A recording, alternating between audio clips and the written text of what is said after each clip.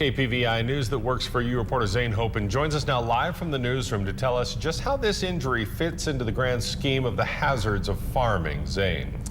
Thanks, guys. Justin's story is a real-life example of how dangerous farming can be, and unfortunately, the numbers behind injuries in agriculture paint an even scarier picture. Justin Firth is one of the lucky ones. After a freak farming accident on June 27th, he's hoping to leave the hospital on Wednesday. Keep hearing how lucky I am and how much progress I'm making, so I can't see why I wouldn't make at least very close to a full recovery.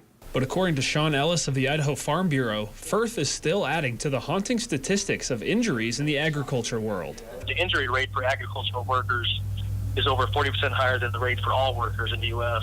Idaho is known for its agriculture. It's the state's most important industry economically.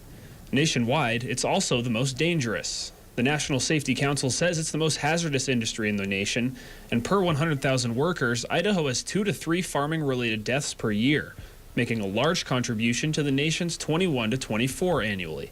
For every other worker in the United States, there are about 3 fatalities per 100,000 workers. Farming, is the most important sector economically in the state of Idaho, and farmers do a great service, as far as feeding the nation, the world, the state.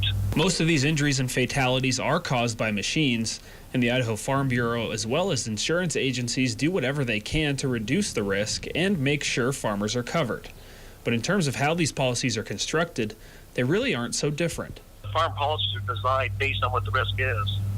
So in that regard, it's no different. It's just you have a higher risk.